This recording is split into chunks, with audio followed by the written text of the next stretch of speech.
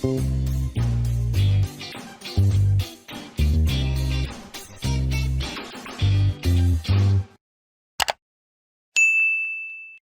நான் chef Deena. Welcome back to chef Deena's kitchen. இன்றைக்கி நம்ம கிச்சனில் பார்க்க போகிற ரெசிபினா பச்சை பயிறு அடை.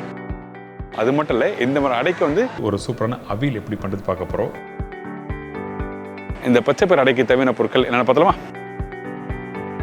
பச்சை பயிறு அடைக்கு தேவையான பொருட்கள்: பச்சை பயிறு 1 கப்பு, கடலைப்பருப்பு 1/2 கப்பு, பச்சை அரிசி 1/4 கப்பு, இடிச்ச பூண்டு 15 பல்லு, பெரிய சைஸ் வெங்காயம் 1 நம்பர், சீரகம் 1/2 டீஸ்பூன், காய்ந்த மிளகாய் 4 நம்பர், பச்சை மிளகாய் 4 நம்பர், பொடிசு நறுக்கிய இஞ்சி 2 டேபிள் ஸ்பூன், பெருங்காயம் 1/2 டீஸ்பூன், கருவேப்பிலை சிறிதளவு, கொத்தமல்லி தேவையான அளவு, உப்பு தேவையான அளவு, எண்ணெய் ஃப்ரை பண்ணுறதுக்கு தேவையான அளவு. இதாங்க இந்த ரெசிபிக்கு தேவையான பொருட்கள். இன்றைக்கி இந்த பச்சை பயிறு அடை பார்த்தீங்கன்னா கடலைப்பருப்பு பச்சரிசி எல்லாம் போட்டு பண்ணியிருக்கோம். எதுக்காக இந்த இடத்துல கடலைப்பருப்பு பச்சரிசி யூஸ் பண்ணுறீங்கன்னா, வெறும் பச்சை பயிறு அடை நீங்கள் போட்டு நீங்கள் சுடும்போது அந்த அளவுக்கு கிறிஸ்பியாக கொடுக்காது. அதனால் நம்ம என்ன பண்ணுறோம்னா, இந்த இடத்துல டேஸ்ட்டுக்காக வந்து கடலைப்பருப்பும் பச்சரிசி வந்து நல்லா முறுமுறுன்னு வரதுக்காக யூஸ் பண்ணுறோம். நீங்கள் நார்மலாக வீட்டில் பருப்பு அடை பண்ணும்போது பருப்பு கடலைப்பருப்பு 2 ஊற வச்சும் பண்ணியிருப்பீங்க, இல்லை தனியாக ஊற வச்சும் பண்ணியிருப்பீங்க. ஆனால் இன்றைக்கி இந்த பச்சை பயிறு யூஸ் பண்ணும்போது கண்டிப்பாக ரொம்ப நல்லாயிருக்கும். அதனால் இந்த 3த்தையும் ஒன்றா போட்டு ஊற வச்சுருக்கேன். குறைஞ்சபட்சம் ஒரு 4 மணி நேரம் நல்லா ஊற வச்ச பிறகு வாஷ் பண்ணிவிட்டு அரைக்க ஆரம்பிக்கிறோம். அரைக்கிற பக்கம் என்னென்னா, நல்லா குறைன்னு அரைக்கணும். அதே டைமில் தண்ணி ஊற்றாமல் அரைச்சிருங்க. நீங்கள் அரைக்கும் போது ஒரு 4 காஞ்ச மிளகாய் போட்டு அரைச்சிடணும். சரிங்களா? பார்த்தீங்களா, இந்த பச்சை பயிறு கடலைப்பருப்பு அரிசி 3த்தையும் நல்லா அரைச்சி எடுத்தாச்சு. அரைக்கும் போது கொஞ்சம் கூட தண்ணி யூஸ் பண்ணவே இல்லை. தண்ணி இருந்தால் நீங்கள் தோசையோட கான்செப்ட் போயிடும். அதனால் நம்ம என்ன பண்ணுறோம், இந்த மாதிரி கெட்டியான பக்குவத்தில் பண்ணுறோம். எதுக்காக இந்த மாதிரி கெட்டியான பக்குவத்தில் பண்ணுறதுன்னா, கையில் தட்டி போடலாம், அப்படின்னா தோசைகளை டேரெக்டாக தட்டி போடலாம். ஸோ இந்த மாதிரி பக்குவத்தில் வர்றதுக்காக மட்டுமே இந்த மாதிரி அரைக்கிறோம். இதுக்கப்புறம் பொடிசை கட் பண்ணி வச்சுருக்க வெங்காயம் இந்த மாதிரி அடைக்கை கொஞ்சம் எக்ஸ்ட்ராவே போடுங்க. அப்போ தான் நீங்கள் சாப்பிடும்போது நல்லாயிருக்கும். இதுக்கப்புறம் பொடிசை கட் பண்ணி வச்சுருக்க கருவேப்பிலை போட்ட உடனே நம்ம என்ன பண்ணுறோன்னா, இஞ்சி பச்சை மிளகாய் எல்லாமே ஒரே ஈவனாக கட் பண்ணி போடுங்க. அப்போ தான் நல்லாயிருக்கும். காரத்துக்கு ஏற்ற மாதிரி பச்சை மிளகாய் இஞ்சி வந்து நல்லா ஃப்ளேவர் கொடுக்கும். இதோட கொஞ்சம் இடித்து வச்சுருக்க பூண்டு போட்டிருக்கோம். பூண்டு அதிகமாக தேவையில்லை இந்த மாதிரி அடை ரெசிபிக்கு. அதுக்கப்புறம் கொஞ்சம் கொத்தமல்லி, கொஞ்சம் பெருங்காயம். இந்த இடத்துல நீங்கள் தேவைப்பட்டால் தேங்காய் யூஸ் பண்ணலாம். அந்த தேங்காய் எப்படி யூஸ் பண்ணணும்னா, பொடிசாக கட் பண்ணி வச்சுருக்க அந்த தேங்காய் போடுங்க. அதே டைமில் கொஞ்சம் சீரகம். இதுக்கப்புறம் தேவையான உப்பு போட்டிருக்கோம். இதெல்லாம் போட்ட பிறகு கையிலேயே நல்லா மிக்ஸ் பண்ண ஆரம்பிக்கிறோம். மிக்ஸ் பண்ணும்போது என்ன ஒன்றுனா, உங்களுக்கு வந்து கரெக்டாக அந்த வெங்காயம் பச்சை மிளகாய் இஞ்சி எல்லாமே வந்து ஈவனாக மிக்ஸ் ஆகும். அது மட்டும் இல்லை, அந்த பச்சை மிளகாய் கையிலேயே நீங்கள் மிக்ஸ் பண்ணும்போது என்ன ஆகுதுன்னா, உங்களுக்கு வந்து அந்த காரம் வந்து உங்களுக்கு கையில் பிசைய மிக்ஸ் ஆகும்போது கரெக்டாக இருக்கும். அதே டைமில் வெங்காயத்தை நல்லா அழுத்தி மிக்ஸ் பண்ண வேண்டாம். சரிங்களா? மெதுவாக அப்படி மேலோட மிக்ஸ் பண்ணிவிட்டு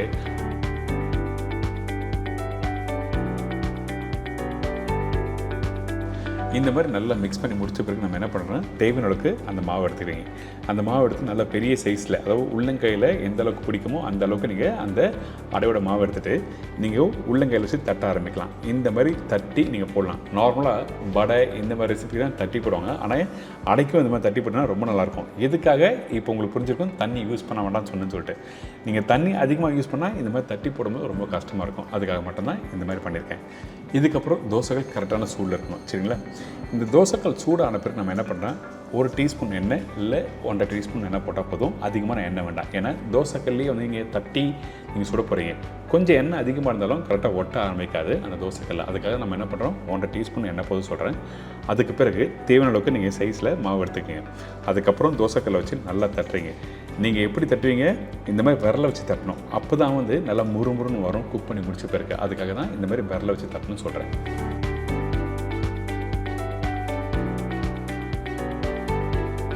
பார்த்தீங்களா? இந்த மாதிரி பக்குவத்தை தட்டி எடுத்துறேன்.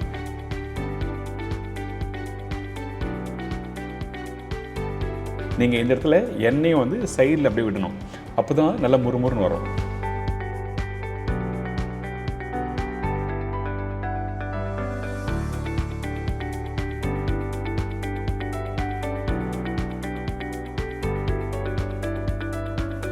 இந்த மாதிரி நல்லா வெந்து வர டைமில் திருப்பி போடுறோம். போட்ட பிறகு திருப்பி கொஞ்சம் எண்ணெய் யூஸ் பண்ணுங்க. எந்த அளவுக்கு எண்ணெய் கொஞ்சம் கொஞ்சமாக யூஸ் பண்ணலாம் அந்த அளவுக்கு நல்லா முறுமுறுன்னு வரும். ஒரே டைமில் எண்ணெய் யூஸ் பண்ணக்கூடாது, அதே டைமில் எண்ணெய் கம்மியாக வரக்கூடாது. சரிங்களா?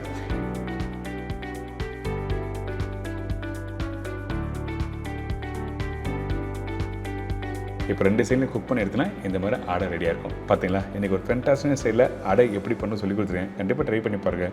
மார்னிங் பிரேக்ஃபாஸ்ட்டுக்கு இந்த மாதிரி ஹெல்த்தியான ரெசிபி பண்ணலாம். ஆனால் அதே டைமில் பச்சை பயிறு மார்னிங் பிரேக்ஃபாஸ்ட் டைமில் சாப்பிட்டா நல்லா சொல்கிறாங்கல்ல. சில பேர் வந்து வெயிட் லாஸ் ரெசிபியில் வந்து பச்சை பயிறு சாப்பிடுவாங்க. ஆனால் இன்றைக்கி வந்து நம்ம டேஸ்ட்டு நம்ம நாக்குக்கு பிடிச்ச மாதிரி ஒரு சூப்பரான அடை எப்படி பண்ணுறது சொல்லி கொடுத்துருக்கேன். ட்ரை பண்ணி பாருங்கள்.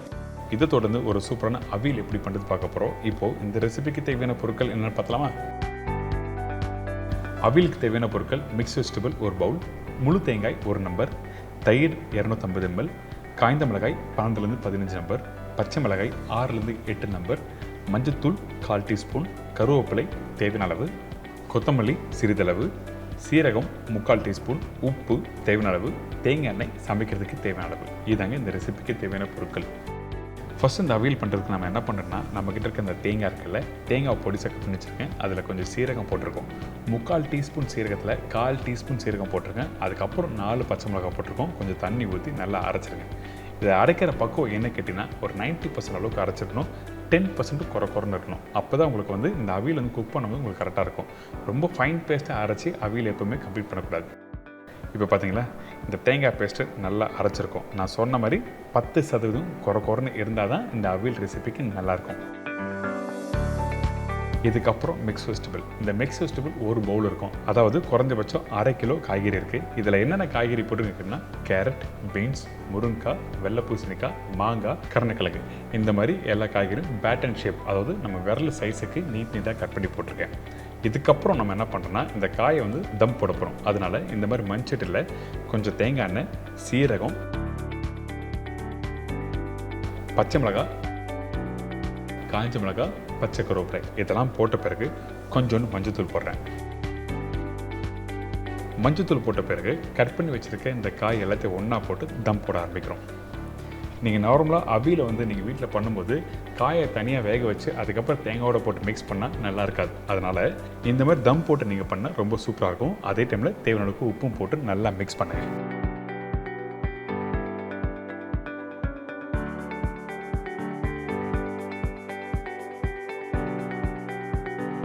நல்லா மிக்ஸ் பண்ணி முடித்த பிறகு தேவையான அளவுக்கு தண்ணி ஊற்றுங்க. அதிகமான தண்ணி ஊற்றி தம் போடாது. கொஞ்சமாக தண்ணி ஊற்றி கரெக்டாக ஒரு மூடி போட்டு எடுத்திங்கன்னா ஒரு 5 நிமிஷத்தில் இந்த காயெல்லாம் நல்லா வெந்திருக்கும். இப்போ பார்த்தீங்களா, இந்த காய் நல்லா சூப்பராக வந்திருக்கு. இப்போ ஒரு காயை எடுத்து நான் உங்களுக்கு காமிக்கிறேன்.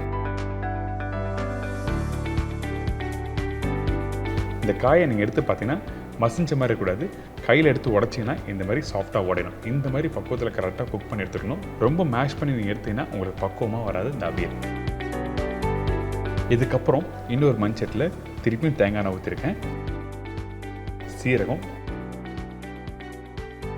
காஞ்ச மிளகாய்,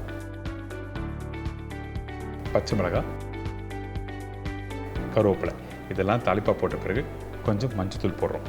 இந்த மஞ்சத்தூள் போடும்போது அடுப்பை வந்து ஸ்லோ ஃப்ளேம் வைங்க. அதுக்கப்புறம் நல்லா மிக்ஸ் பண்ண பிறகு ஏற்கனவே ரெடி பண்ணி வச்சுருக்கேன் அந்த தேங்காய் பேஸ்ட்டு இதில் போட்டு நல்லா குக் பண்ண ஆரம்பிக்கிறோம்.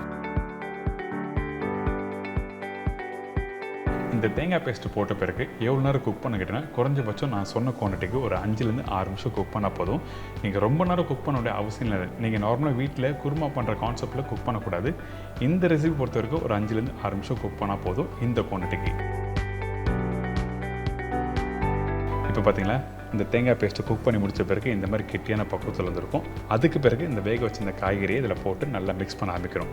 அதே டைமில் அந்த காயில் தண்ணி அதிகமாக இருந்ததுன்னா உங்களுக்கு என்ன கேட்டிங்கன்னா, தயிர் போட்ட பிறகு இன்னும் லூஸ் ஆகிடும். அதனால் கொஞ்சமாக அந்த ஸ்டாக் வாட்டர் இதில் ஊற்றி அதுக்கப்புறம் நல்லா மிக்ஸ் பண்ணுங்கள். மிக்ஸ் பண்ணி முடித்த பிறகு கெட்டியான தயிர், நல்லா புளிச்ச தயிர் இருந்தால் ரொம்ப நல்லாயிருக்கும். தயிர் போட்ட பிறகு அடுப்பு ஆனில் வச்சு குக் பண்ணக்கூடாது. நல்லா புரிஞ்சுக்கோங்க. தயிர் போட்ட பிறகு அடுப்பு ஆஃப் பண்ணிவிட்டு நல்லா மிக்ஸ் பண்ணணும். அப்படி இல்லைன்னா திரிஞ்சு போகிறதுக்கு வாய்ப்பு இருக்குது.